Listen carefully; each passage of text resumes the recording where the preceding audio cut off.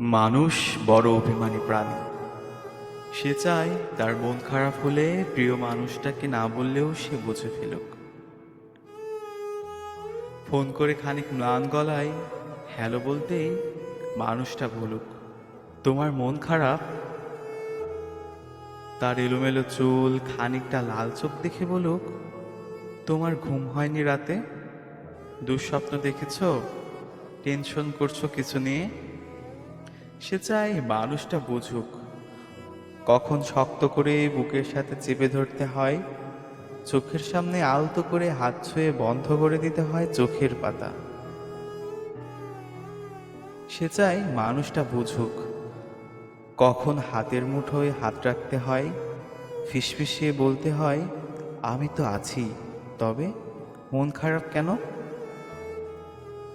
সে চায় মাঝরাত্রিতেও সে টের পাক পাশের মানুষটা তার মাথার নিচের সরে যাওয়া বালিশটা ঠিক করে দিচ্ছে।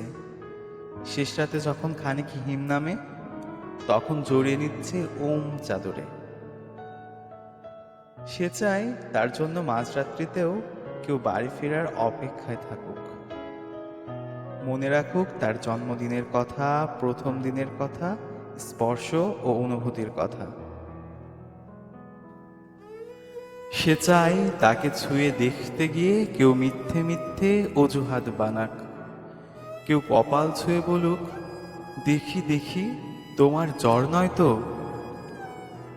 অভিমানে দূরে সরে যেতে চাইলেও কেউ বলুক খানিক ভুল করেছি বলেই দূরে সরে যেতে হবে, তবে এই যে এত ভালোবাসি তাতে আরো কাছে আসা যায় না, আরো আরো কাছে, অনেক অনেক কাছে। মানুষ বড় অভিমানী প্রাণী।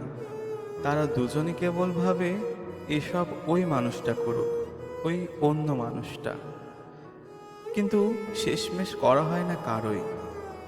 তাই কাছে আসার রঙিন দিনেরা ক্রমাগত দূরে যাওয়ার ধূসর বিবর্ণ গল্প হয়।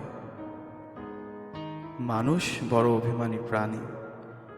অভিমানে সে ক্রমশ দূরে চলে যায়, বুকে পুষে রাখে এক সমুদ্র আক্ষেপ, বুকে পুষে রাখে এক সমুদ্র আক্ষেপ।